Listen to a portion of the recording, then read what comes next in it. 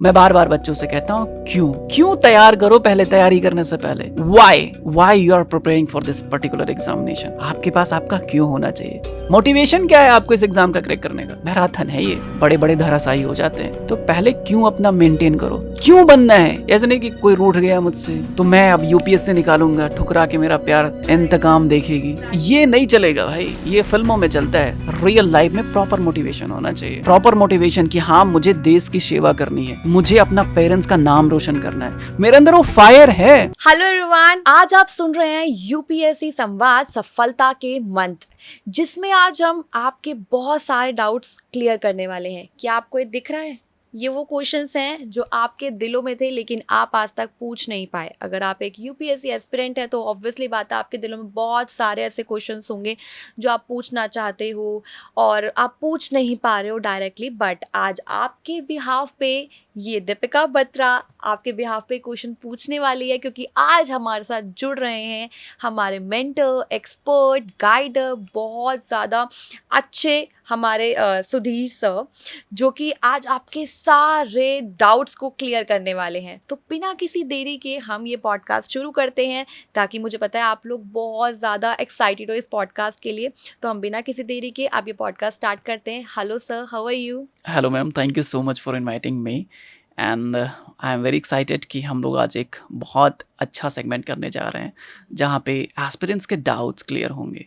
बहुत सारे एस्पिरेंट्स बहुत सारे क्वेश्चंस पूछते रहते हैं। यूपीएससी की जर्नी ऐसी है जहाँ पर बहुत बड़े बड़े लोग ढेर हो जाते हैं।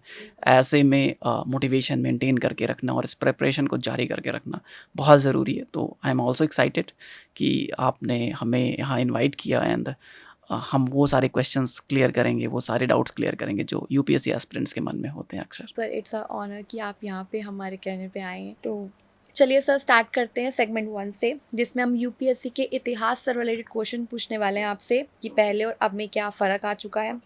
तो सुधीर सर, सबसे पहले ये बात आइए कि यूपीएससी का स्ट्रक्चर पहले क्या था और आज कैसे इवॉल्व हुआ है। ओके, सबसे पहले अगर इस्टेब्लिशमेंट की बात करें तो यूपीएससी 1926 में इस्टेब्लिश हुआ था। तब उसको फेडरल पब्लिक सर्विस कमीशन कहते थे, ब्रिटिश एरा की बात है। देन 1950 में इसका नाम बदला गया और यूपीएससी यानी यूनियन पब्लिक सर्विस कमीशन हो गया। पहले यूपीएससी बहुत ज़्यादा थ्योरेटिकल होता था। जनरल नॉलेज के क्वेश्चंस बहुत पूछे जाते थे और बहुत थ्योरी ओरिएंटेड था। लेकिन अब यूपीएससी बहुत डायनामिक हो गया है। यूपीएससी इथिक्स से रिलेटेड क्वेश्चन पूछता है, आपकी ईमानदारी टेस्ट होती है, आपको एआर से रिपोर्ट पढ़ने होते हैं। इसके अलावा यूपीएससी इन्वायरमेंटल कवरेज करता है। पहले तो इन्वायरमेंट का कहीं कुछ भी सीन ही नहीं होता था, अभी इन्वायरमेंटल कंसर्न्स बहुत बढ़ रहे हैं। इन्वायरमेंटल कवरेज होते थे, हिस्ट्री, ज्योग्राफी, पॉलिटी डायनामिक तरीके से पूछे जा रही है। आपने आस पास आस पड़ोस में क्या चीज़ें हो रही हैं, कहाँ पर कौन सी अर्थक्वेक आई हुई है, कहाँ पर ज्वालामुखी आया हुआ है, आपको बहुत अच्छे तरीके से अवेयर होना होता है। तो आसपास में क्या चीज़ें चल रही हैं उसके अवेयरनेस से रिलेटेड क्वेश्चन पूछे जा रहे हैं। यानी आपको इस पूरी प्रिपरेशन में जागते रहना होगा, अवेयर रहना होगा। बिल्कुल बिल्कुल सर, तो बहुत इंटरेस्टिंग था ये। उसके बाद सर, पहले सिर्फ नॉलेज चाहिए थी और अब तो एनालिटिकल स्किल्स भी डिमांड में होती जा रही है। तो क्या ये सच है? बिल्कुल, एनालिटिकल अप्रोच के बिना आप इस एग्ज़ाम को क्लियर नहीं कर सकते हैं। आपको सिर्फ आंसर में ये नहीं दिखाना होगा कि आपको थियरी पता है, आपको ये पता है। आपको प्रॉपर फ्लो चार्ट बनाना होगा, आपको डायग्राम बनाना होगा, अगर रिक्वायरमेंट हुई तो आपको मैप बनाना होगा। आपको बहुत एनालिटिकल अप्रोच से चीज़ें करनी होगी। आप जब आंसर राइटिंग कर रहे होंगे तो आपकी पेन बोलनी चाहिए। आपको किसी भी चीज़ को, किसी भी मुद्दे को आपको social, economical, political, religious point of view से सोचना होगा, लिखना होगा। सिर्फ सोचना इंपॉर्टेंट नहीं, आपकी पेन बोलनी चाहिए। आपको लिखना पड़ेगा चीज़ों को, और पेन बोलने के साथ साथ जब इंटरव्यू राउंड होगा तो आपकी ज़ुबान भी चलनी चाहिए। आपको प्रॉपरली उस थॉट प्रोसेस में उतरना होगा, आपको सोचना पड़ेगा, आपको जीना पड़ेगा उस चीज़ को, तभी आप प्रॉपर आंसर कर पाएंगे। एग्जैक्टली सर, बिल्कुल। तो सर, सेगमेंट 2 की बात करते हैं, जिसमें हम सिलेबस को ब्रेक डाउन करने वाले हैं कि पहले के सिलेबस में और आज के सिलेबस में क्या आया है या क्या चेंज हुआ है। तो चलिए सिलेबस की बात करते हैं। प्रीलिम्स और मेंस में क्या मेजर डिफरेंसेस आए हैं टाइम के साथ साथ, तो वो बताइए सर। ओके, देखिए, पहले जो मेंस एग्ज़ाम था वो mains exam actually majorly optional subject based था। ऑप्शनल का वेटेज सबसे ज़्यादा था। अभी क्या हुआ है कि मेंस एग्ज़ाम में 4 पेपर हैं, जीएस के 4 पेपर, जीएस पेपर 1, 2, 3 एंड 4। पहले पेपर में आप हिस्ट्री ज्योग्राफी पोर्शन कवर करते हो, सेकंड पेपर में आप पॉलिटी IR वाला सेगमेंट करते हो, थर्ड पेपर में आप इकोनॉमी एंड डिजास्टर मैनेजमेंट वाला पोर्शन कवर करते हो, साइंस एंड टेक्नोलॉजी वाला। पेपर फोर्थ में आपके इथिक्स, इंटीग्रिटी, एप्टीट्यूड का टेस्ट होता है। आप IAS के जैसा सोच सकते हैं कि नहीं, आपकी ईमानदारी टेस्ट होती है। अगर आप ईमानदार नहीं है तो आप आंसर भी प्रोड्यूस नहीं कर पाएंगे।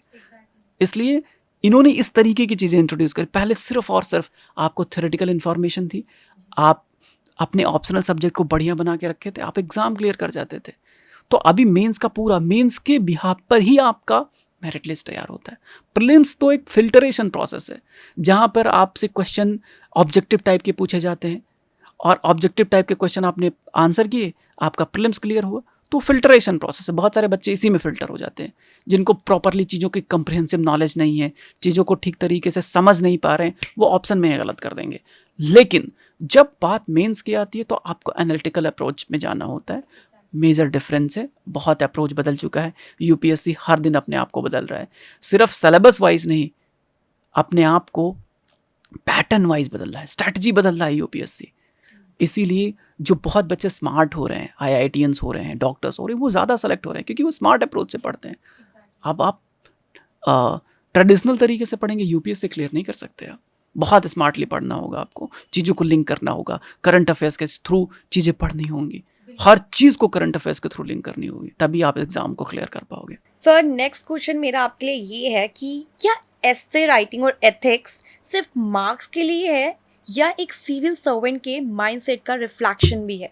बिल्कुल, आपके माइंडसेट को टेस्ट किया जाता है। एसे एंड एथिक्स आपके माइंडसेट को दिखाएंगे। मैंने बताया नहीं, अब स्टार्टिंग में मैंने कहा कि एथिक्स का पेपर इंट्रोड्यूस किया गया है। अभी 2014 में जब सिलेबस बदला तो उन्होंने उसमें एथिक्स पेपर डाला गया, क्योंकि बहुत करप्शन के केसेस चल रहे थे IAS ऑफिसर्स पे, करप्ट IAS ऑफिसर। तो उनको पढ़ाया गया कि पहले पढ़ो, तुम ईमानदार बनो, फिर सर्विस में आना। और इंटरव्यू आपके थॉट प्रोसेस को टेस्ट करता है, आपने जिया है क्या किसी चीज़ को, तभी तो आप एनालिटिकल अप्रोच अपना पाएंगे। अगर आपको किसी चीज़ को अगर आपको किसी चीज़ को 2-2,500 वर्ड्स में लिखना है, 5,000 वर्ड्स में लिखना है, तो आपको उस चीज़ को जीना होगा, तभी आप आंसर कर पाओगे। अदरवाइज ऐसे के क्वेश्चन में चूक जाओगे। आप 100-150 वर्ड्स का, 200 वर्ड्स का आप आंसर तो आप इजीली फैक्चुअल इन्फॉर्मेशन से कर सकते हो, बट जब बात से राइटिंग की आएगी तो आपको उस चीज़ को जीना होगा, तभी आप उस पर्टिकुलर आंसर को लिख पाओगे। तो माइंडसेट को भी ऐसे राइटिंग टेस्ट कर लेता है और ईमानदारी एथिक्स टेस्ट ही करता है। बिल्कुल सर, बिल्कुल। तो सर, सेगमेंट 3 की बात कर लेते हैं, जिसमें हमारे पास लिसनर्स के कुछ FAQs हैं, तो हम उसमें एक एक करके उसके रिगार्डिंग डिस्कस कर लेते हैं। तो सर, सबसे पहले ये है कि क्या इंग्लिश मीडियम से पढ़ने वाले एस्पिरेंट्स का सिलेक्शन ज़्यादा होता है? बिल्कुल नहीं, ऐसी बात नहीं। मीडियम कोई बैरियर थोड़ी ना ये यूपीएससी एग्जामिनेशन में। आप हिंदी में लिखना चाहें, आप मराठी में, आप कन्नड़ में, आप असमी में, आप इंग्लिश में, यूपीएससी कभी पार्शियलिटी नहीं करता। यूपीएससी देखता है सिर्फ एक चीज़, वो है आपका कंटेंट, कितना दमदार कंटेंट आपने लिखा है। इंटरव्यू में इवन आपको प्रॉपरली वहाँ पर ट्रांसलेशन के लिए प्रॉपर आपको एक बंदा असाइन होता है, आपको प्रॉपरली हेल्प किया जाता है। अगर आप इंग्लिश में कंफर्टेबल नहीं है तो आप जिस भी लैंग्वेज में कंफर्टेबल आप उसमें इंटरव्यू दीजिए। यूपीएससी कभी पार्शियलिटी नहीं करता है, पार्शियलिटी सिर्फ कंटेंट से होता है। आपके नंबर तभी कम आएंगे जब आपका कंटेंट दमदार नहीं होगा, आपने प्रिपरेशन अच्छी नहीं करी होगी, आपने अच्छे बुक्स नहीं पढ़े होंगे। हाँ, ये एक अलग बात है कि यूपीएससी एग्जाम में जब आप बुक्स की बात करते हो तो हिंदी या अदर लैंग्वेज में बुक्स कम अवेलेबल है। आपको ज़्यादा बुक्स मिलेंगे कहाँ पर? इंग्लिश लैंग्वेज में। हिंदी में ट्रांसलेशन, अब मैं ज़्यादा दूर नहीं जाता हूँ, हम गवर्नमेंट के ही डॉक्यूमेंट्स की बात कर लेते हैं। आपको इथिक्स पेपर 4th देना है, अगर आपको, जो कि आपकी ईमानदारी की टेस्टिंग करता है, उसके लिए प्रॉपरली आपके पास कुछ भी नहीं है, आपके पास हिंदी में मटेरियल नहीं है। इवन अगर आप ERC रिपोर्ट पढ़ने जाएंगे जो हिंदी में अवेलेबल है, उसकी ट्रांसलेशन इतनी बुरी है कि आप नहीं पढ़ सकते। आप बजट एंड सर्वे पढ़ने जाओगे ना तो वो भी अच्छी नहीं मिलेगी आपको। हिंदी लैंग्वेज में अच्छी, इंग्लिश में सब बढ़िया है, बट आप हिंदी में उसी बजट को जो गवर्नमेंट रिलीज करती है, वित्त मंत्रालय, फाइनेंस मिनिस्ट्री की साइट से आता है, वो बजट का ट्रांसलेशन इतना बुरा रहता है कि आप पढ़ ही नहीं सकते। तो ट्रांसलेशन बैरियर है। गवर्नमेंट को भी इस पे काम करना चाहिए, हमें भी काम करना चाहिए। इसीलिए जॉब ग्रेड हमेशा अपनी ट्रांसलेशन पे काम कर रहा है। किसी भी लैंग्वेज में आप पढ़ना चाह रहे हैं, जॉब ग्रेड के थ्रू आपको प्रॉपरली उसी लैंग्वेज में उसी सार गर्भित बोलते हैं, इसको हिंदी में बोलते हैं सार गर्भित लैंग्वेज, आपको एग्जैक्ट वही लैंग्वेज मिलेगा हमारे कंटेंट में जो रिक्वायर्ड है। पढ़ें तो फील आए आपको, हर एक चीज की फील बहुत इंपॉर्टेंट है ना इस एग्जाम में। एक्चुअली सर, कोई भी पढ़ाई हो या कोई भी हम चीज़ करने जा रहे हैं, विदाउट फील हम कोई भी चीज़ नहीं कर सकते। और ये हमारे ऑडियंस के लिए बहुत एक अच्छा आंसर है कि गाइज़, अगर आप लोग ये सोच रहे हो कि आपकी इंग्लिश मीडियम या हिंदी मीडियम कोई बैरियर है, तो नहीं, यूपीएससी इस चीज़ में कोई भी चीज़ ऐसे नहीं रखता है। आपके लिए जो मेन प्रॉब्लम होनी चाहिए वो ये है कि आपका कंटेंट अच्छा होना चाहिए, and that's it. If you have a good content और अगर आपको ज़्यादा से ज़्यादा नॉलेज है तो आप वो क्लियर कर सकते हैं। अदरवाइज़ अगर आपको किसी भी लैंग्वेज में आपका पेपर करना है तो it's not a barrier thing कि हाँ भाई ठीक है, आपको करना है इस मीडियम में ही करना है, ऐसा कुछ नहीं। आप किसी भी लैंग्वेज में जिसमें आप कंफर्टेबल हो, आप उसमें आगे जा सकते हैं। Right sir? Right. Okay sir, तो नेक्स्ट क्वेश्चन ये है, क्या कोचिंग लेना जरूरी होता है? कोचिंग जरूरी नहीं है मैम, गाइडेंस जरूरी है। अगर आप इस एग्जाम में खुद से प्रिपरेशन करना चाहते हैं तो एक प्रॉपर गाइडेंस में रहें। देखो, कई बार क्या होता है कि बच्चे कुछ भी पढ़ लेते हैं। UPSC is like a ocean, जिसमें से आपको मोती चुनना है। कैसे मोती चुनोगे? इतना बड़ा सागर है, जीएस का सिलेबस इतना बड़ा है, जीएस में अंधाधुंध चीजें पूछे जा रही हैं। कैसे आप सेलेक्ट करोगे, कैसे आप चुनोगे कि मुझे ये पढ़ना है, ये छोड़ना है? गाइडेंस प्रॉपर रिक्वायरमेंट है।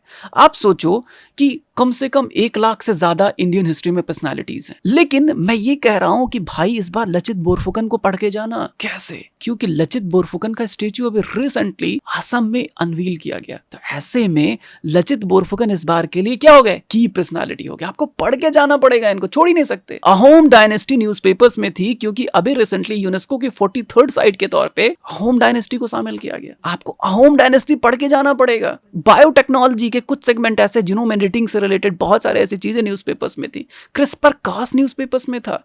पढ़ के जाना पड़ेगा। ओशन से क्या चुन रहे हैं? मोती चुन रहे हैं। मोती चुनना पड़ेगा। और जिस दिन आपको ये गाइडेंस मिल गई, ये पता चल गया कि मोती ऐसे चुनते हैं, आप यूपीएससी एग्जामिनर के दिमाग में घुस जाएंगे। मैं बार बार बच्चों से कहता हूं कि आप यूपीएससी एग्जामिनर के दिमाग में घुसने की कोशिश कीजिए।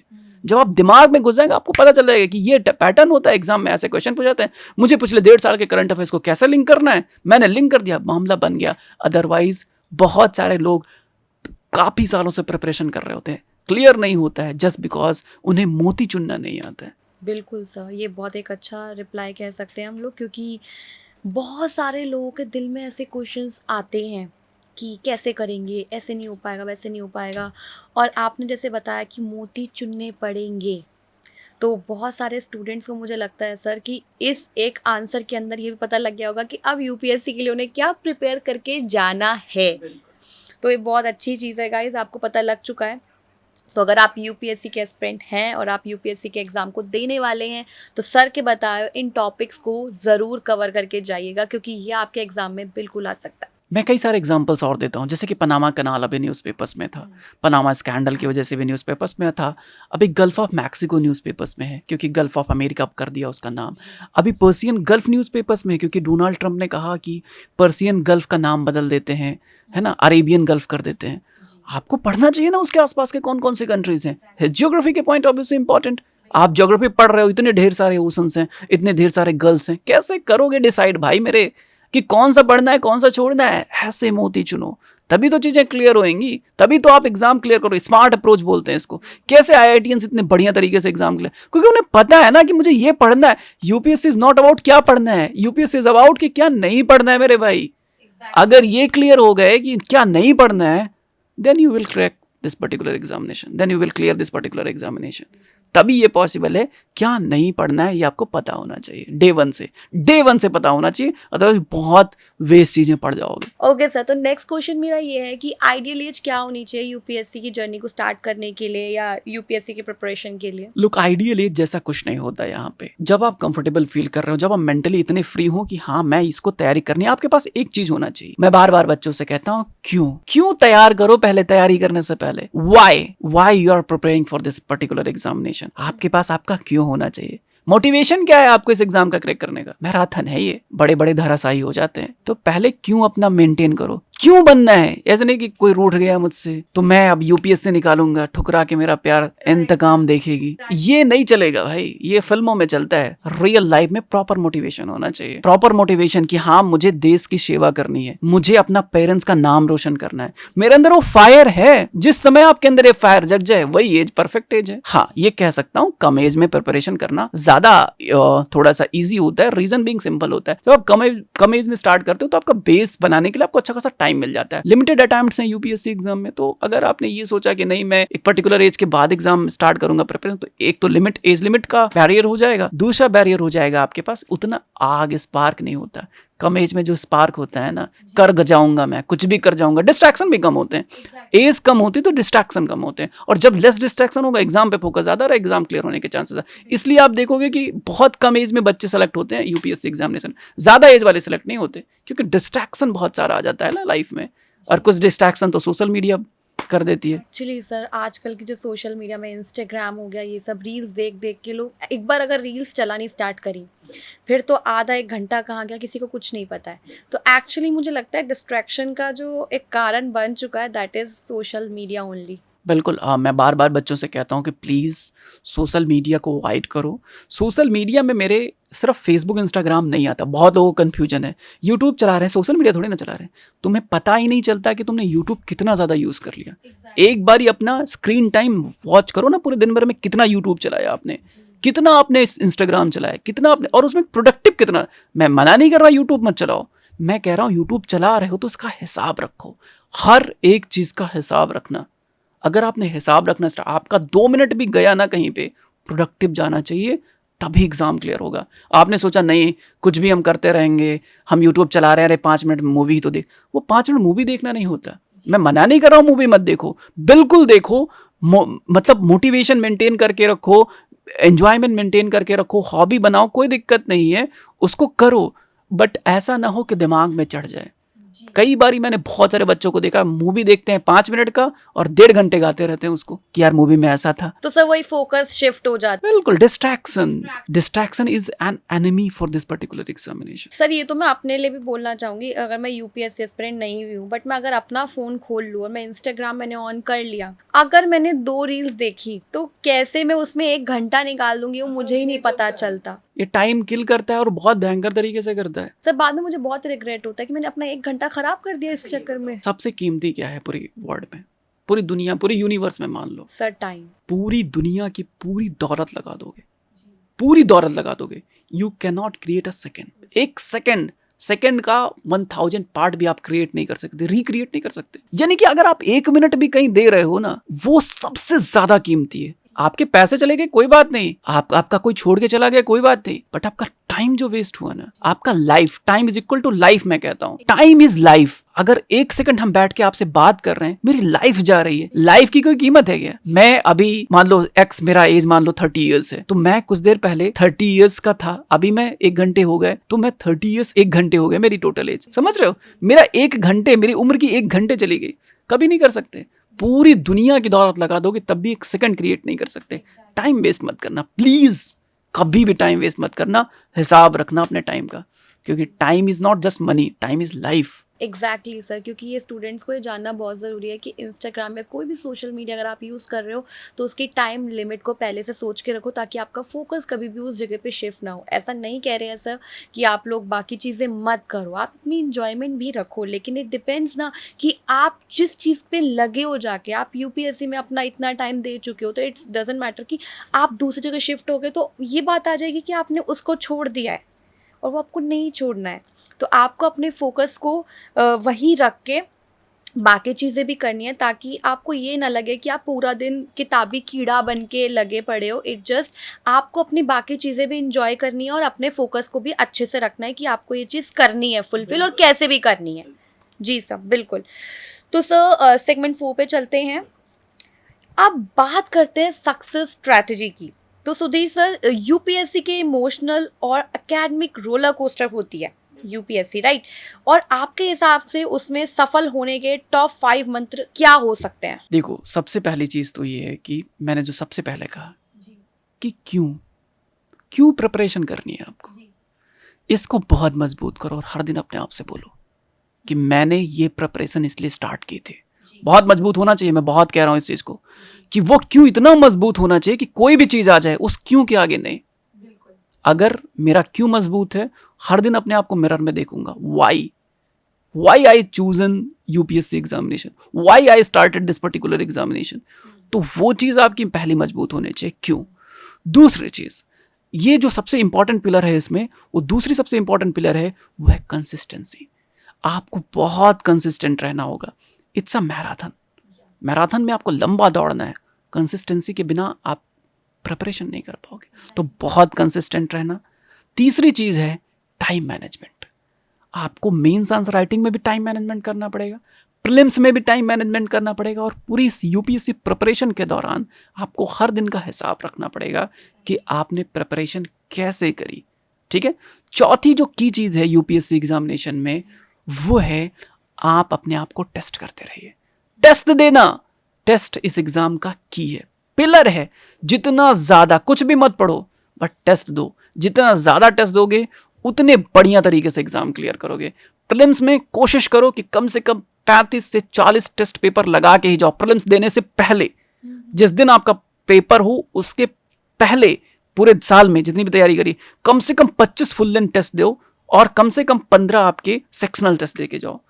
तो टेस्ट बहुत इंपॉर्टेंट है। मेंस में कम से कम आप 25 टेस्ट, फुल लेंथ टेस्ट लगा के जाओ उस टाइम ड्यूरेशन में, कि 3 घंटे में आपको 20 लिखने हैं, 25 क्वेश्चंस लिखने हैं, प्रॉपर्ली उसी ड्यूरेशन में लिखो। तो चौथी बात है कि टाइम, और पांचवी बात है अपनी लाइफ को भी जीना। बहुत बच्चे प्रिपरेशन के दौरान अपनी लाइफ भूल जाते हैं। जैसे मैंने मना नहीं किया आप मूवी मत देखो, मैंने मना नहीं किया कि आप कुछ भी ऐसा मत करो, गाना मत सुनो, हॉबी मत। अरे भाई, यूपीएससी में हॉबी आपको बतानी होती है। तो अपनी खुद की इंटरटेनमेंट, अपनी सोशल लाइफ मत खराब करना। बहुत अच्छी सबसे बॉन्डिंग बनाओ, दोस्ती यारी रखो फ्रेंड्स के साथ, पॉजिटिव फ्रेंड्स के साथ जो आपको हमेशा पुश करते रहे कि yes yes you can do it, you can do it. हमेशा पॉजिटिव फ्रेंड्स के साथ रहो, सो दैट आपकी प्रिपरेशन में एक तो पहली बात ये होगी कि आपको बूस्ट मिलेगा। दूसरी, अगर आपके अच्छे फ्रेंड्स हैं तो आपको क्या करेंगे, आपको फैक्चुअल इंफॉर्मेशन देंगे, बताएंगे भाई ये चीज़ न्यूज़पेपर्स में जाके पढ़ के आओ। तो उससे क्या होगा ना, उससे आपकी सोशल लाइफ भी मेंटेन रहेगा, आप डीमोटिवेटेड, डिप्रेस नहीं होगे। यूपीएससी एग्जाम में मैंने बहुत सारे बच्चों को देखा जो डिप्रेस्ड रहते हैं, तो 4x6 के कमरे में बंद रहते हैं और डिप्रेस्ड रहते हैं। और बहुत सारे बच्चों को कमरों में बंद होने की वजह से टीबी की बीमारी हो गई, बहुत सारे बच्चों। और वो अपने घर पे भी नहीं कह पाते, बताते भी नहीं कि मैं परेशान हूं, उनको खुद को नहीं पता चलता क्यों बीमार है। भाई थोड़ा सा 1-2 लोगों से मिलोगे तब तो पता चलेगा कि आपको प्रॉब्लम है। मोटिवेटेड कैसे रहो, तो ये चीज़ बहुत बड़ी प्रॉब्लम है। मिलो जुलो, अच्छे से करो, बट पढ़ाई के टाइम पढ़ाई करना है, एंटरटेनमेंट भी नहीं छोड़ना है, सोशल लाइफ भी नहीं छोड़नी है, हॉबी जनरेट करना है अपना। कुछ लिखने की हॉबी होनी चाहिए आपको, बोलने की, आपके सिंगिंग की, कुछ भी हो, आप उसको एंजॉय करो और वो मेंशन करो। इंटरव्यू में क्वेश्चन पूछा जाता है, वहाँ से हॉबी से क्वेश्चन पूछा जाता है। बिल्कुल सर। तो वही है कि हम ऑडियंस को बताना चाह रहे हैं कि आपको अपना टाइम मैनेजमेंट करना बहुत इम्पॉर्टेंट है। सर बार बार एक ही चीज़ बोल रहे हैं कि अपने फोकस को शिफ्ट नहीं करना, बस यही है कि आप अपनी इंजॉयमेंट करते रहो साइड बाय साइड। ऐसा नहीं है कि आप कोई पेपर देने जा रहे हो तो आपको एक 4 दीवारी के अंदर बंद होके रहना है। नो सर, इसके लिए बिल्कुल मना कर रहे हैं, क्योंकि ऑब्वियसली बात है इससे आप डीमोटिवेट हो जाओगे, स्ट्रेस फील करोगे, अच्छा नहीं लगेगा, और एक्चुअली आप धीरे धीरे ना अपनी सोशल एग्जिस्टेंस ख़त्म कर दोगे। तो सर बार बार यही बोल रहे हैं कि नहीं, ऐसा नहीं करना है, और सर ने अपने 5 जो मंत्र बताए हैं उसमें भी ये बिल्कुल इन्वॉल्व हो चुका है, तो इस पर भी आप बिल्कुल फोकस कीजिएगा।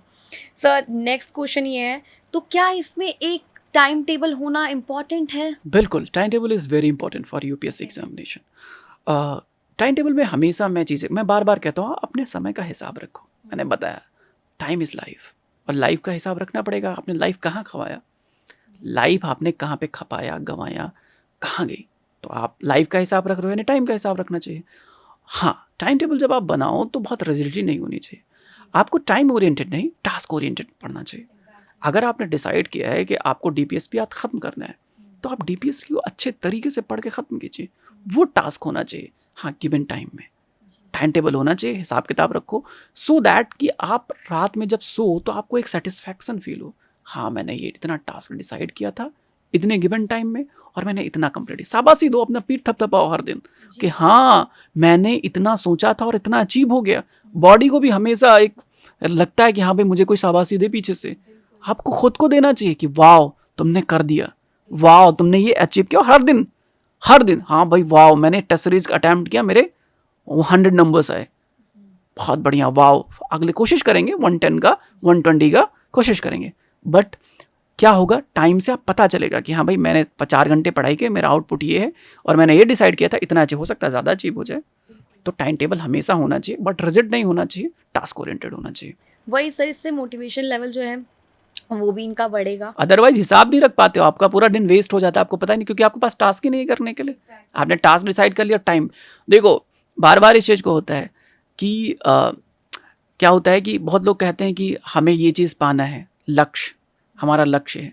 लक्ष्य में एक चीज़ कॉमन चीज़ होती है, जैसे मान लो कि मुझे कोई चीज़ अचीव करनी है, और मान लो मैंने अपने फादर के लिए मुझे कुछ अचीव करना था, और पता चला कि वो फादर नहीं रहे, और फिर मैंने जाके वो चीज़ अचीव करी, कोई मतलब नहीं। यानी कि हर चीज़ की टाइम लिमिट होती है ना। अगर टाइम बाउंडेड आपने चीज़ें, जब आपके फादर थे या हैं, ठीक है, जब उनको उस चीज़ की रिक्वायरमेंट थी तब आपने वो चीज़ें दी। मान लो आज आपको प्यास लगी है और आप 4 दिन बाद पानी लेके दे रहे हैं, उस पानी की कोई वैल्यू नहीं है। वैल्यू तो तब है ना जब आज हमें प्यास लगी और अभी दे दो।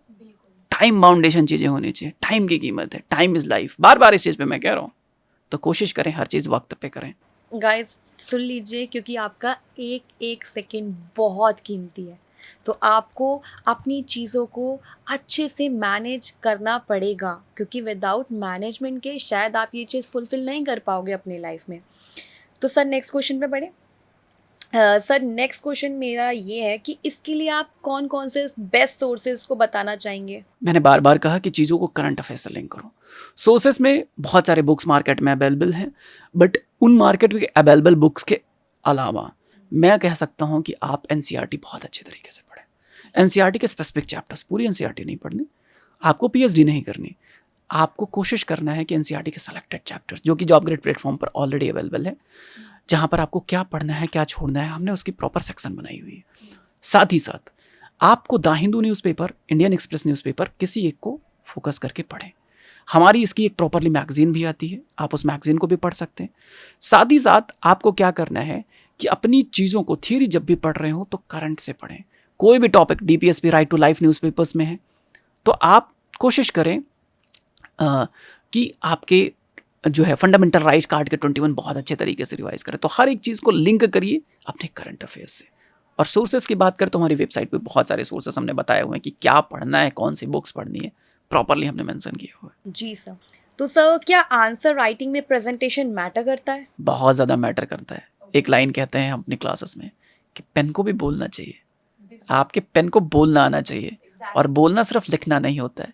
आंसर राइटिंग में आपको पाई चार्ट्स अगर रिक्वायर्ड है तो आप डायग्राम, आपको फ्लो चार्ट बनाना चाहिए, मैप्स बनाने चाहिए। तो प्रेजेंटेशन कैसे कोई बच्चा जान पाएगा कि कोई सामने बंदा बैठा हुआ है जो आपका आंसर राइटिंग टेस्ट कर रहा है, कैसे जान पाएगा कि आपके पास, आपको पता है इन्फॉर्मेशन है। आप एक मैप पट से बनाइए, मैप आपने बना दिया, इसी बात से इन्फॉर्मेशन होगी कि आपको आती है चीज़ें। आपने मैप भी प्रॉपर बना दिया, आपने फ्लो चार्ट बना दिया, आपने डायग्राम बना दिया, इसका मतलब क्या है, आपको अच्छे स्किल है प्रेजेंट। आप स्मार्ट हैं, स्मार्ट लोग ही तो मैप डायग्राम यूज़ करते हैं, अदरवाइज तो लोग लिखते रहते हैं। इसीलिए तो ज़्यादा नंबर आपको डायग्राम, फ्लो चार्ट और पाई चार्ट्स और मैप से मिलते हैं। इसलिए कहा जाता है कि आप मैप्स बनाइए। तो प्रेजेंटेशन इसकी, आपके पेन को बोलना चाहिए। 8 मिनट में 200 वर्ड्स के आंसर प्रोड्यूस करने होते हैं। आपका पेन नहीं बोलेगा ना, आपकी राइटिंग ठीक नहीं होगी, आपका प्रेजेंटेशन ठीक नहीं होगा, नंबर नहीं मिलेंगे। इसलिए बहुत अच्छा प्रेजेंटेशन पे काम कीजिए, लिखने पे कोशिश कीजिए कि जितना ज़्यादा हो सके राइटिंग प्रैक्टिस कीजिए, खूब लिखिए, और कोशिश कीजिए कि अपनी 200 वर्ड्स की जो आंसर है उसको 7 से 8 मिनट में एकदम कंप्लीट करके रख दीजिए। अच्छा आंसर, स्ट्रक्चर्ड आंसर। बिल्कुल, बहुत मैटर करता है सर ये, क्योंकि लिखना यूपीएससी में एक टाइम लिमिट होती है जब हम एग्ज़ाम देने जाते हैं। तो अगर हम पहले से वो अपना टाइम लिमिट को कैसे हमें क्लियर करना है, हमें कैसे उसे मैनेज करना है, अगर हमें आता है, हम 7 से 8 मिनट में अगर अपना आंसर लिख दे रहे हैं ना, तो हमें एग्ज़ाम के टाइम पे हमें पता है कि हम ये कर देंगे। बट अगर हम लोगों ने पहले से इस चीज़ की प्रैक्टिस नहीं की हुई, तो वहाँ जाके हम लोग लिख भी रहे होंगे, हमारा पेपर छूट जाएगा क्योंकि हमने किया हुआ ही नहीं। इसीलिए हम लोग क्या करते हैं, डे 1 से मेंस आंसर राइटिंग करवाते हैं। हम स्टार्ट करते हैं, एक आंसर देंगे, आपको पहले दिन से आंसर राइटिंग करवाने की प्रक्रिया, क्योंकि it's all about answer writing. भाई तुम प्रीलिम्स क्लियर करके कुछ नहीं कर सकते, आपको मेंस आंसर राइटिंग करना ही होगा, उसी से तो मेरिट लिस्ट बन रही है। आपने राइटिंग प्रैक्टिस नहीं करी, आपने खूब प्रीलिम्स पढ़ रहे हो, कैसे काम चलेगा? आपको लिखना आना चाहिए, लिखना ही तो नंबर दिलाएगा भाई, है ना? तो सर ये जनरल रिवीजन साइकिल कैसी होनी चाहिए? हमेशा कोशिश कीजिए जब भी आप पढ़ें तो within a week revise कर लें, 7 दिन के अंदर। 6 दिन पढ़ाई करें, 7वें दिन आप रिवीजन सेशन रखें। तो पहला रिवीजन आपका 7 दिन में हो गया, दूसरा रिवीजन आप उसको 1 महीने बाद रखें ताकि चीज़ें भूले नहीं आप। तो 1 मंथ यानी 30 डेज बाद आप उसका सेम चीज़ रिवाइज करें, ऐसा साइकिल बनाएं। और उसके बाद तीसरा रिवीजन 6 मंथ के बाद करें, और चौथा रिवीजन एग्जाम से 1 मंथ पहले करें। तो ये 4 साइकिल में होनी चाहिए आपका रिवीजन। हमेशा कोशिश करें रिवीजन करें, रिवीजन ही डिवीजन बनाएगा, इस बात को बहुत क्लियर रखना, अदरवाइज मैटर फंस जाएगा। रिवीजन आपने खूब पढ़ लिया, मैं बार बार कहता हूँ भाई 4 किताबें नहीं पढ़नी, एक किताब को 4 बार पढ़नी है। 4 बार पढ़ोगे तभी मामला डिवीजन तक जाएगा, अदरवाइज मैटर फंस जाएगा। कोशिश करें जितनी बार हो सके उतनी बार अपनी चीज़ों को रिवाइज करें। जो भी सोर्स पढ़ रहे हैं, आपने अपना खुद का नोट्स बनाया है, उसको इतनी बार पढ़ें, जैसे कहते ना हमारे भैया ये पढ़े और चाट लिए इसको, एकदम पढ़े नहीं मतलब पूरा एकदम अच्छे तरीके से खा गए। आपको दिख रही है इमेजिनेशन, ऐसे आप आंख बंद कर रहे हैं, चल रही है कि मेरा यहाँ पे पैलियोमैग्नेटिज्म की थ्योरी यहाँ पे लिखी हुई थी, उसमें ऐसे बना हुआ था, नीचे डायग्राम बना हुआ था। उसके बाद हमने और नीचे गए, हमने पैलियोमैग्नेटिज्म को कैसे लिंक किया सीफ्रोड स्प्रेडिंग थ्योरी से, प्लेट टेक्टोनिक थ्योरी कैसे इंटरलिंक्ड है आपस में, है ना। ये सब चीज़ें आपके ऐसे आजू बाजू चलनी चाहिए, आपको जीना चाहिए उस चीज़ों को, आपको देखना चाहिए। आपने आँख बंद किया, डायग्राम फ्लो चल रहा है, तब बात बनती है यूपीएससी एग्जाम की। बिल्कुल सर, क्योंकि वही है, हम उन 10 बुक्स को पढ़ने के बाद भी क्या फ़ायदा जब एग्ज़ाम के टाइम पे आपको पता हो आपने पढ़ा हो लेकिन आपको उसका आंसर ही नहीं पता। तो वही चीज़ है कि हमें एक बुक को 4 बार या 3 बार आप जैसे बता रहे हैं पढ़ लेना चाहिए, ताकि जब हमारे पास एग्ज़ाम में वो क्वेश्चन आए उस बुक में से तो हमें पता हो हमने ये बुक को अच्छे से पढ़ा हुआ है, और इस जगह से मैंने क्वेश्चन पढ़ा था और इस चैप्टर मैंने पढ़ा था और वहाँ से क्वेश्चन उठा के दिया है, ताकि कल को अगर आप वो यूपीएससी क्लियर कर लेते हो, आगे कोई दोबारा कोई यूपीएससी के लिए ज्वाइन करता तो आप उसे बता पाओगे कि आपने कैसे अपनी चीज़ें मैनेज करी हैं, तो आप किसी और की भी हेल्प कर पाओगे। एक्चुअली इस चीज़ में हम बहुत हेल्प करते हैं। मैं आपको बताऊं, जॉब ग्रेड पे डे 1 से क्लियर विजन था हमारा। विजन इस बात को लेके था कि इन्फॉर्मेशन इतनी ज़्यादा है यहाँ पे कि अगर आप टेक्सचुअल इन्फॉर्मेशन करोगे, याद करने की कोशिश नहीं कर सकते आप। हमने इसको क्या किया 2 तरीके से। एक तो हमने इन्फोग्राफिक्स यूज करना स्टार्ट किया कि हर इन्फॉर्मेशन को हम लोग ग्राफिक के थ्रू समझाएंगे, इन्फोग्राफिक इन्फॉर्मेशन और पिक्चोरियल इन्फॉर्मेशन, पिक्चर के थ्रू चीजें। जब मैं पढ़ाता हूँ एंजल इन्वेस्टर सपोज करो, तो मैं प्रॉपरली आपके सामने एक एंजल उतरता हुआ आएगा, और वो कोई मान लो सपोज करो बिजनेसमैन है, सपोज करो कि जेठालाल ही सपोज कर लो, तो जेठालाल को आइडिया आ गया कि मुझे एक बिजनेस करना है। जेठालाल को पैसा चाहिए, तो पैसा जेठालाल के पास कम है, लेकिन अगर उसको कोई एंजल मिल जाए, कोई देवदूत मिल जाए जो उसको पैसा दे दे, तो एंजल इन्वेस्टर हो गया वो उसके लिए, है ना। तो हम उसको एंजल गिराते हैं ऊपर से, और एंजल उसको जेठालाल को पैसा दे रहा होता है, और उसके बाद वो उसका पैसा यूज करता है, उसके बदले वो उसको इक्विटी देता है। फिर मोदी जी आ जाते हैं, गवर्नमेंट आ जाती है, सवाल पूछे कि भाई तुमने इनको पैसे क्यों दिए, why you given so much पैसा टू दिस पर्टिकुलर जेठालाल। तो फिर कहेंगे, एंजल बोलेगा, ऐसे इन्फोग्राफिक चल रहा होगा, आप पिक्चर चल रही है, आप इमेजिन कीजिए कि एक एंजल बोल रहा है, कह रहा है कि मुझे लगता है कि इनकी कंपनी ग्रो कर जाएगी इसलिए मैंने पैसे दिए। तो कहेंगे जेठालाल, तब गवर्नमेंट कहेगी हाँ भाई ठीक है, तो 30% का टैक्स दो, एंजल टैक्स आ गया। ऐसे इमेज के फॉर्मेट में चीजें समझते हैं, प्रॉपरली इमेज के फॉर्मेट में समझते हैं हम लोग चीजें, तो याद करनी इजी होती है। दिमाग पिक्चर याद कर सकता है, दिमाग टेक्स्ट याद बहुत कम कर पाता है, इसलिए लोग भूल जाते हैं। इसलिए मैं बार बार इस बात पे इंसिस्ट करता हूँ कि प्लीज पढ़ो तो ऐसे पढ़ो कि 10 साल बाद भी आपसे कोई पूछे तो आपको याद आ जाए, हाँ मैंने ऐसे पढ़ा था, रिकॉल ऐसे। बिल्कुल सर। तो सर ये जो आपने टिप्स दिए हैं बहुत इंसाइटफुल टिप्स हैं, और आई विश कि हमारे जो ऑडियंस ये देख रही है उनके लिए भी बहुत इंसाइटफुल होगा, बहुत हेल्पफुल होगा, और इसकी वजह से अगर वो यूपीएससी के लिए प्रिपेयर कर रहे हैं तो उनके लिए ये अब जो उनका पढ़ाव है वो एक्चुअल में ईजी हो जाएगा, और अब वो अपने प्रिपरेशन के लेवल को ना, अगर उनका यहाँ है ना, तो यहाँ पे लेके चले जाएंगे। और ये एक्चुअली हमारे लिए बहुत अच्छी चीज़ है कि आज हम लोग यहाँ बैठ के उन लोगों की यहाँ बैठ के हम उन लोगों की हेल्प कर रहे हैं, और अगर वो वहाँ पे डीमोटिवेटेड है तो शायद आज ये पॉडकास्ट देख के वो बहुत मोटिवेट हो जाएंगे, और बहुत सारी चीज़ें उन्हें आपसे जानने को मिली हैं कि कौन कौन से टॉपिक्स करने चाहिए, कैसे टाइम मैनेजमेंट करना चाहिए, क्या कहाँ से आ सकता है, कैसे करना चाहिए। एक्चुअली में ये एक्सपर्ट के रिगार्डिंग अगर मैं बोलूँ तो ये बहुत बेस्ट चीज़ है एक्सपर्ट्स की, कि वो अपने विजन के हिसाब से लोगों को विजन देते हैं। बिल्कुल, तो ये बहुत अच्छी चीज़ है, और हमारे ऑडियंस भी आपको पक्का थैंक यू बोलेगी सर, कमेंट सेक्शन में ज़रूर बोलेगी। नहीं बिल्कुल, मैं हमेशा इस चीज़ को लेके कहता हूँ बच्चों से कि कोशिश करो कि हमेशा क्वेश्चन पूछो, विजन विजडम ये डेवलप करो। क्वेश्चन कैसे आएंगे आपके दिमाग में? जब आपका खुद का विजडम होगा ना, आपकी बुद्धि होगी, आपकी इनसाइट होगी। क्वेश्चन पूछना स्टार्ट करो। जिस दिन आपने क्वेश्चन पूछना स्टार्ट कर दिया तो 50% काम बन गया। क्वेश्चन पूछना, जब आपकी रीजनिंग तभी आपकी स्ट्रांग होती है ना, आप लॉजिक कैसे डेवलप करोगे?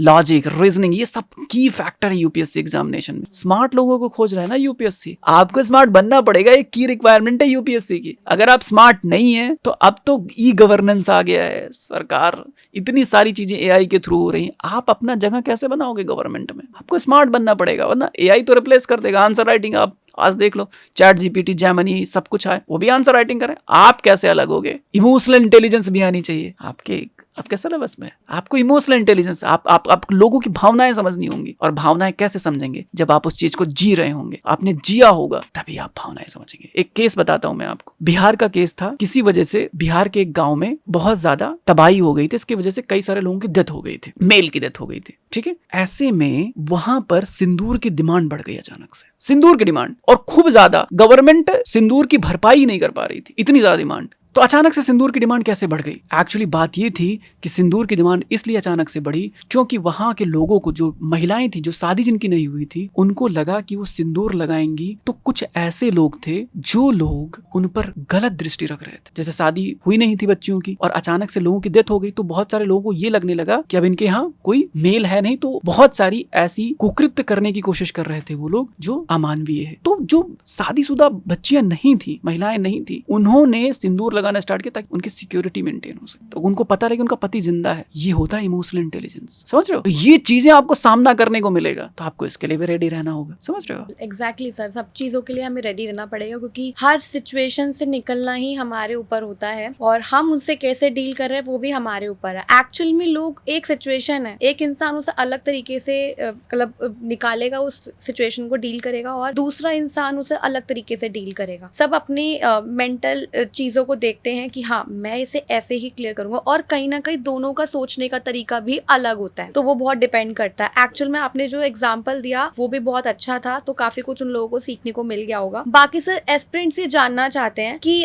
जैसे वो पूरा दिन पढ़ते हैं तो उन्हें ऐसा लग रहा है कि वो 24 घंटे भी उनके लिए कम है, मतलब वो उसमें उतना नहीं कर पा रहे हैं, या उन्हें ऐसा लग रहा है कि 24 घंटे में जितना उन्हें पढ़ना चाहिए वो नहीं पढ़ पा रहे, तो वो क्या है और कैसे मतलब वो डील कर सकते हैं इन सब चीजों से? देखो, ये सब मैटर करता है प्रोडक्टिविटी पे। मुझे आपको हमेशा कोशिश करना चाहिए प्रोडक्टिविटी पर। हमेशा जो भी एस्पिरेंट है, जो तैयारी कर रहे हैं, उनके लिए सबसे की चीज है कि वो अगर 4 घंटा पढ़ रहे हैं तो उसमें प्रोडक्टिविटी कितनी निकल रही है। 8 घंटे पढ़ रहे हैं तो प्रोडक्टिविटी कितनी निकल रही है। आप देखो कि बहुत सारे ऐसे वर्किंग प्रोफेशनल्स हैं जो कि 4 घंटे पढ़ के एग्जाम क्लियर कर रहे हैं, 3 घंटे पढ़ के एग्जाम क्लियर कर रहे हैं, और बहुत सारे ऐसे लोग हैं जो 24 घंटे में 12 घंटे पढ़ते हैं बट एग्जाम क्लियर नहीं होता। मैटर है किसका? प्रोडक्टिविटी का। जिस समय आप पढ़ रहे हैं, कितना पढ़ रहे हैं, कितना एक्टिव है, कितने आपके ब्रेन बढ़िया तरीके से काम कर रहा है, क्या आप सच में पढ़ना चाह रहे हैं कि फिर खाना पूर्ति कर रहे हैं? कोशिश करें कि जितना पढ़ें प्रोडक्टिव तरीके से पढ़ें। Productivity is the key. तो हमेशा प्रोडक्टिविटी पे फोकस करें। नंबर ऑफ आवर्स मैटर नहीं करता। हाँ, अगर आप फुल टाइम प्रिपरेशन कर रहे हैं तो मेरा मानना है 7 से 8 घंटे आपको तैयारी करनी चाहिए। ओके, तो लोगों को अपना रिप्लाई मिल चुका है सर। नेक्स्ट क्वेश्चन पे चलते हैं हम। तो सर, क्या नाइट स्टडी इफेक्टिव होती है या अर्ली मॉर्निंग सेक्शन? मतलब रात को पढ़ना ज्यादा इफेक्टिव लगने लगा है लोगों को, या पढ़ना चाहिए लोगों को, या अर्ली मॉर्निंग सेशंस पे जाना चाहिए?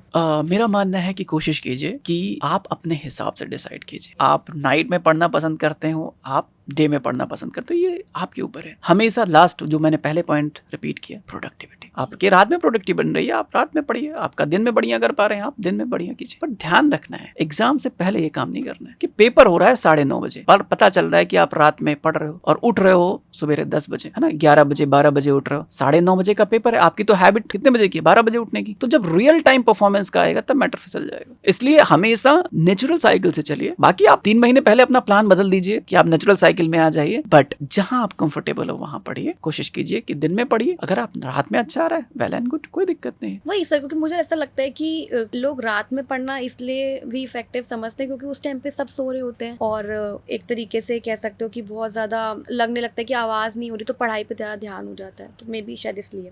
बट एग्जाम का भी तो ख्याल रखना पड़ेगा ना। एग्जाम 9:30 बजे स्टार्ट हो रहा है, प्रीलिम्स का, मेंस का एग्जाम का टाइम ड्यूरेशन है, तो उस ड्यूरेशन का मैच करना चाहिए। आपका बायोलॉजिकल साइकिल भी तो होता है, फिर आपका बायोलॉजिकल साइकिल डिस्टर्ब हो जाता है और फिर उसका इम्पैक्ट आपके एग्जाम में होता है। तो वही सर बेसिकली टाइम के हिसाब से। बाकी अगर ऐसा कुछ लोग कर भी रहे हैं तो वो 2 या 3 महीने पहले ही अपना नेचुरल साइकिल पे वापस आ जाएं, ताकि वो मॉर्निंग में पढ़े और रात को आराम से सोएं, ताकि एग्जाम के टाइम पे एक्चुअली उन्हें किसी चीज को फेस ना करना पड़े। राइट, ठीक है सर। तो रीडिंग का सबसे सीधा सीधा अगर मैं बोलूँ कनेक्शन जो है, अगर हम रीडिंग का या पढ़ाई का सीधा सीधा कनेक्शन बोलेंगे तो वो ब्रेन से होता है। तो इसमें फिटनेस या डाइट का कौन सा रोल है, क्या क्रूशियल रोल है, ये आप मुझे बताइए। मैंने आपको कुछ देर पहले कहा कि मैंने तो ऐसे बच्चों को देखा है कि 4 दीवारी में बंद रहते हैं 4x6 के कमरे में और उनको टीबी तक हो जाता है, जस्ट बिकॉज ऑफ सैनिटेशन नहीं होता है वहां पर प्रॉपरली, कमरे में वेंटिलेशन नहीं होता है, जंक फूड खा रहे होते हैं। कोशिश कीजिए इन सब चीजों को अवॉइड कीजिए। लाइफ भी जीना है, अपनी हेल्थ भी ठीक रखनी, तभी तो आपका ब्रेन ठीक काम करेगा। जंक फूड खाएंगे, अच्छा ब्रेन को फूड नहीं मिलेगा। जो फूड आप देंगे वही तो प्रोडक्टिविटी निकलेगा। अच्छा फूड देंगे, अच्छा प्रोडक्टिव रहेंगे। जंक फूड अवॉइड कीजिए, बढ़िया खाना खाइए, एक्सरसाइज कीजिए, अपनी लाइफ साइकिल में एक्सरसाइज को इन्वॉल्व कीजिए, योगा कीजिए, मेडिटेशन कीजिए, म्यूजिक सुनिए, पेंटिंग कीजिए, मूवी देखिए। बट आपको हर एक चीज को बैलेंस में करना होगा। ऐसा नहीं होगा कि आप कुछ भी खा रहे हैं और आपको लग रहा है कि इससे बात बन जाएगी आपके लास्ट टाइम में। बहुत सारे लोग एग्जाम, मैं तो जानता हूँ ऐसे लोग जो लास्ट टाइम में जंक फूड, अरे नहीं बाहर से मंगवा के खा लेंगे, एग्जाम टाइम है, मुझे नहीं बनाना या मेड को नहीं बुलाएंगे, बाहर से मंगा लेंगे, सब्जी कौन लेने जाएगा। नहीं, आपको अपने डाइट पे पहला फोकस करना है। लास्ट टाइम में तबीयत खराब हो जाती है, एग्जाम देने टाइम तबीयत खराब हो जाती है, फिर तो आपका पूरा साल वेस्ट हो जाएगा ना। एक ही बार तो एग्जाम होता है। कोशिश कीजिए अपने डाइट पे बहुत अच्छे तरीके से काम कीजिए। तो सर कॉफी और ऑल नाइटर्स रिकमेंडेड है क्या इसमें? ये शॉर्ट ड्यूरेशन के लिए कॉफी ठीक है, बट लॉन्ग ड्यूरेशन में ये हार्मफुल होता है। कोशिश कीजिए कि अच्छे से सोइए, अच्छा खाइए,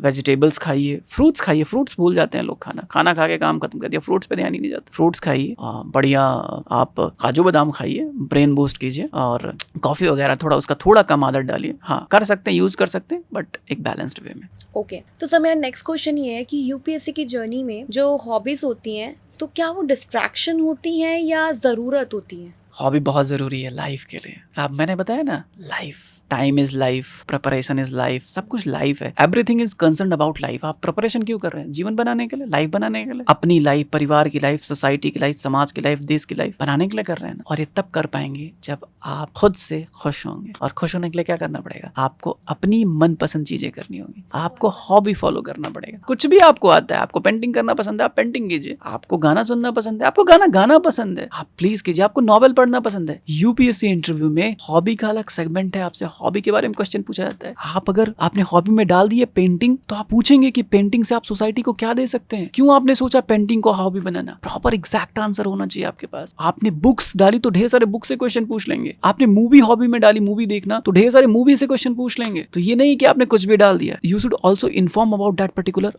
हॉबी। कोशिश कीजिए कि उस हॉबी के बारे में आपको पता, और पता नहीं हो, मैं तो कहता हूँ जियो उस हॉबी को। तब तो कोई जान के इन्फॉर्मेशन कितना गैदर कर सकते। अगर आपने क्रिकेट खेलना हॉबी लिखा तो खेलिए ना क्रिकेट, तभी तो आपको पता चलेगा कि मिड विकेट कहाँ होता है, लेग बाई का क्या मतलब होता है, एलबीडब्ल्यू का क्या मतलब होता है। जी, वही है ना सर कि अगर आप वो हॉबी एक्चुअली फॉलो करते हैं या आप इंजॉय करते हैं, तो अगर आपके सामने उसके रिगार्डिंग क्वेश्चन पूछे भी जाए तो आपको डर नहीं होगा। और अगर आपसे घुमा फिरा के भी क्वेश्चन किए जाए तो भी आपके पास उसका आंसर क्लियर बेसिस पे हो, क्योंकि आप वो एंजॉय करते हो एक्चुअल में। या सर एक्चुअली मेरा नेक्स्ट क्वेश्चन भी यही होने वाला था कि इससे रिलेटेड इंटरव्यू में क्वेश्चन पूछे जाते हैं नहीं, और आपने इसका आंसर जो है हमारे पहले क्वेश्चन में ही दे दिया है। तो इसका आंसर आप लोगों को मिल चुका है ऑडियंस, की आपसे इससे रिलेटेड क्वेश्चन, आपकी हॉबी से रिलेटेड क्वेश्चन भी पूछे जा सकते हैं इंटरव्यू के टाइम पे। तो बी प्रिपेयर। तो अपनी हॉबी को जो आप इंजॉय कर रहे हो ना, उसको अच्छे से समझो कि आप एक्चुअल में क्या इंजॉय कर रहे हो। अगर हॉबी में आपकी पेंटिंग है, सर ने क्रिकेट बताया है, लोगों को सिंगिंग करना बहुत पसंद है, डांसिंग बहुत पसंद है एक्चुअली, तो वो पूछ सकते हैं कि आपको कौन कौन से डांस के जो है, ट्रेडिशनल डांस भी होता है और कह सकते हैं कंटेम्पररी व्हाटएवर, जो बहुत तरीके के डांसेस होते हैं, तो वो पूछ सकते हैं आपसे कि आपको किस टाइप से, कथक ये सब भी होता है, भरतनाट्यम एंड ऑल, तो वो आपसे इस डांस मूव्स के रिगार्डिंग भी पूछ सकते हैं। सर जैसे आपने बताया कि अगर आपने कोई हॉबी चूज करी है तो वो उस हॉबी को पकड़ के आपसे अलग अलग तरीके के क्वेश्चन भी पूछ सकते हैं। तो आप उन लोगों को प्रिपेयर रहना पड़ेगा कि हाँ, उससे रिलेटेड भी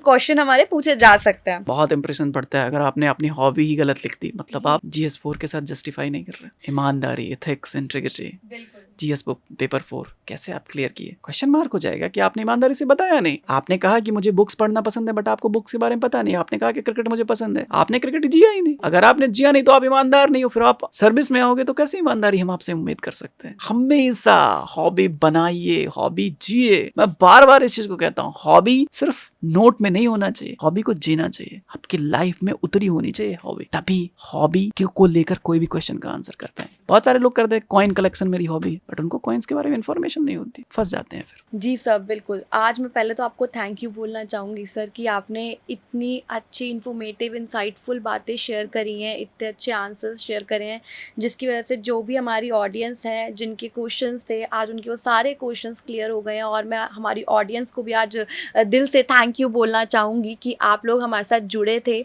और आप हमारी वीडियो में बने थे और आपने ये सब देखा। एक्चुअली आप चाहते भी थे, तो हमने इसीलिए पॉडकास्ट डिज़ाइन किया कि हाँ, आज आपके सारे सवालों के जवाब आपको इस पॉडकास्ट में मिल जाएं, ताकि आपकी यूपीएससी की जर्नी ईजी हो जाए, क्योंकि आप लोगों के लिए बहुत ज़्यादा कॉम्प्लिकेटेड हो गई थी और डिमोटिवेटेड हो गई थी। लेकिन आज इस पॉडकास्ट के बाद शायद आपका वो डिमोटिवेट जो लेवल है वो मोटिवेट में कन्वर्ट हो गया होगा और आपको बहुत सारी चीज़ें देखने को, सीखने को भी मिल चुकी होगी।